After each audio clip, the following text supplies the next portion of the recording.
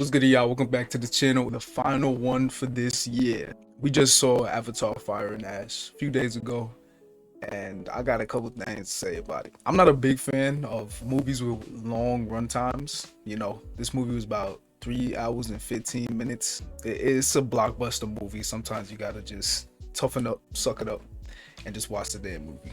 So I pulled up, I was hype as fuck. Hold on, let me show y'all. This is the first merch I've bought for a movie. Yeah, I got some popcorn in there. I gotta eat that shit. With the light, I got a bright ass light now. Y'all gonna see. But I got a popcorn bucket. Don't ask how much it was. And I got the cup with the evil lady. And we gonna talk about her in a second because some shit pissed me off with her. This light is bright as fuck. Now I want to get it out the way real quick. This isn't a bad movie. It's actually a pretty damn good movie, and for majority of the time I was enjoying myself just waiting for a big climax. But I gotta tell you, it didn't really hit like the second one. If I had to rank them in a row, it goes the second one, the first one, and the third one. One of my main complaints is the way the villain was handled. I hate when a movie promotes their movie using a new villain that seems like they're gonna fuck everything up, and then they just end up not being that big of a deal. They just fizzle out, and that's exactly what happened. Hold on, god damn, this light is fucking bright as hell. But I forget her name. A lot of these names to me are forgettable just based on the fact that they're just so unique. But y'all know I think it's similar to Navi, but the lady with the red face paint. Y'all saw her. If you saw the movie, you know that she is the main antagonist. She got a tribe that just basically, I don't know if they're cannibals. I don't think they're cannibals, but they really some savage ass people. As soon as she's introduced, she's kind of like portrayed as someone we really got to look out for and really dangerous, which she is. The issue comes when the Colonel, who's back for this movie, kind of teams up with her, but it seems more like he has her under his control, which is, I don't want to say it's cool because I don't really fuck with that. She didn't need to be pushed to the side. As soon as the Colonel and her get a relationship together, and he's obviously using her, she kind of just fizzles out. Like, when they pull up on the Avatar again, and they're like side by side, she's kind of like the sidekick now, which I didn't like. Damn, this is a lady that's on every single poster about this movie, and then she's just flicked to the side that easily. I didn't like that. She was like really intimidating until the Colonel started pulling them strings, and then she kind of just turned into a whack ass like a goon. She would just turn into a goon, and that shit was whack, man. I think another complaint was Spider's acting. He didn't do a bad job, but during the scene where Jake had him at knife point because he felt he had to kill him, and that was a really emotional scene. Jake did a really good job portraying, his his hesitance, him being hesitant. Spot is like a son to him, and he's like the friend of all his kids, and him feeling like he had to kill him to prevent, basically global destruction. That was a really emotional moment. But then Spider, I know he had the tear trickling from his cheek, but I wasn't really convinced that his character was sad. Like, he was more accepting of it, but I feel like he should have been like feeling betrayed. Like, at first he was like, please don't do it, sir.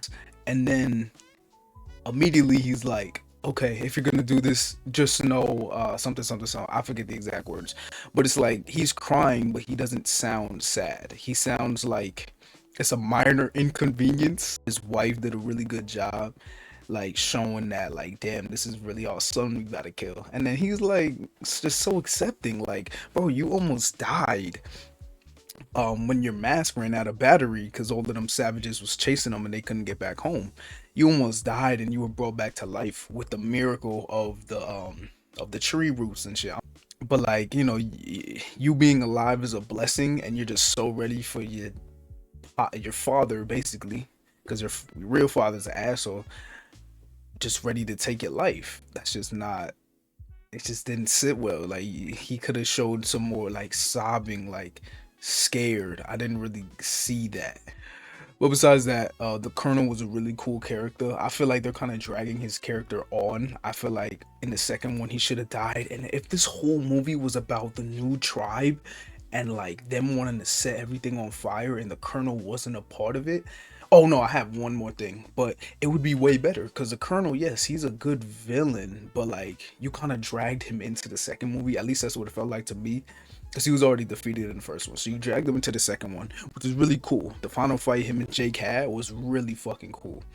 But then that should have been where he either died or decided this isn't a war worth fighting. They should have established that in the second one. That's like one of my only criticisms about the second one. But him being in this movie and him playing almost the exact same role and taking over the spot of the new villain who is plastered everywhere, that shit is just so whack. The ending. I was not a fan of the ending. I think if it was time to end the Colonel, you know he's still alive. If it was time to end the Colonel, it should have been now, and they did not pull the trigger on that. So we're gonna see his ass in the fourth movie, which is supposedly gonna take place on Earth, which I'm assuming they kidnapped some Avatar. But his story should have ended there. I think Jake is way too forgiving, especially especially based on what he's been through. Like this nigga Colonel killed his son. He straight up killed his son in the first movie. And he just put his family through hell. You know, they're making him travel and just fight, just always fighting wars because of this nigga. It is his fault that all of this shit is happening to his family. Even if the tribe pulls up without him, like, why are you so willing to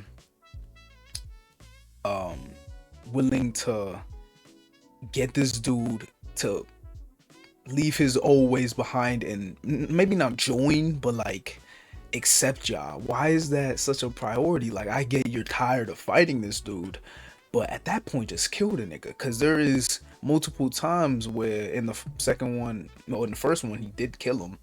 And then the second one, he comes back. And then the third one, he comes back. He doesn't die, but he's still fighting. It's like at this point, bro, I need to make sure this nigga is dead. But then in the final fight where him and Jake, Colonel and Jake are fighting on like, you know, floating rocks and shit, and then Spider almost falls, and then Colonel saves his son. I do believe Colonel loves his son, but like I don't think that's enough to be like, you can change. Like, you already killed my son. Your son is basically my son now, and your son don't even like you like that. So it's like I really don't see a reason. Like, why are you trying so hard to give this nigga forgiveness? Why? He's a bad dude. He hasn't really done anything to redeem himself. Every time you meet up with this dude, he's trying to kill you. Even if it's the time where y'all work together for that small amount of time, that shit shouldn't have been enough to convince you that he could be a good person. You're still a bad person. You still killed my son. So it's like, come on, bro. You gotta do better, Jake. Jake kind of just pissed me off with that. And I feel like the wife, I feel like she needs a bigger role because Jake is losing the respect of being head of household, at least to me. How forgiving he is of the humans that want to fucking kill him. Like, you're so cool with killing the other people, but it's the main dude that you just end up trying to forgive. It's just like The Last of Us 2. That shit got so much shit because, you know, it's all about someone being so willing to kill more innocent people than the main villain, and then when it's time, you flake out. Nobody wants to see that shit. People that have such cold upbringings and backstories, there's no reason to make them be like, oh, these guys have some good in them. You're not looking for that. But yeah, the story was it was pretty solid. It's just really slow. I feel like there is no need for Avatar movies to be 3.5 hours. There's no need. They can get these type of stories out in just 2 hours. There's a whole hour of filler, and it's like, I know it's really high quality, but like, if they can really do less and then pump movies out more. I know it makes it less special, but like waiting every 4 years for a 3-hour movie that's not 90%, but like 50% filler and then another 50% action, I don't think it's worth it. Like, in 4 years, I'm gonna be like, oh, what happened in the last movie? Oh yeah, Shorty pulled up. Shorty gone. I don't even think she's not dead, but like, it's just kind of like Fire and Ash was filler. That shit was a filler movie, and I took a few days to really think about the movie. I didn't. At first, I was gonna do it um as soon as I saw it, but after spending time, I'm like, yeah, it was a good movie, but I had it higher rated when I first saw it, but it kind of fell down. It is still my third favorite movie this year, but that's because a lot of flops happened. Um, but it's still a pretty good movie. But the rewatch value, it's pretty damn low. The thing that's carrying it was all the other like the family aspect, the visuals, and the fights were pretty cool. I can't knock the fights just because I didn't want them to happen, but the fights was pretty cool. The movie was good. The main story is just like we dragging this shit out, and then there's already planned for five, a guaranteed for four, and I think all of it captivates in 2031, and I just don't think the wait's gonna be that worth it, man. Like I can't glaze this this series the way everybody else does, because it just doesn't feel like the hype is really there. Like if you going there for extraordinary story, like you gotta be, I feel like you gotta be really simple minded to really be going out of Fire and Ash. Like, yo, that shit was absolutely incredible, groundbreaking, worth the 3 hours. Like, there's no way these shits have no reason being 3 hours long. To give the movie a rating, I'm gonna rate it a 8 out of 10, because there's the visuals nothing like it, the fights damn near nothing like it. It's like almost as hype as Avengers, but the story, at least for this one, was not good. I feel like this was a step down from Way of Water. Way of Water is low key, would have been my first 10 out of 10 on the channel, and Avatar one was like a 9 out of 10.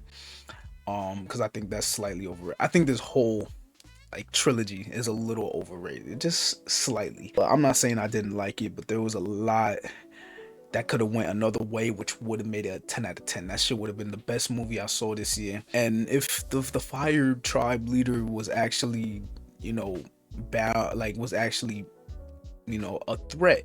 But yeah, Avatar, Fire and Ash, that is an 8 out of 10. A little disappointed after the time I spent thinking about it. But yeah, that's it for the movie review. I'm gonna see you on the next one. Peace out.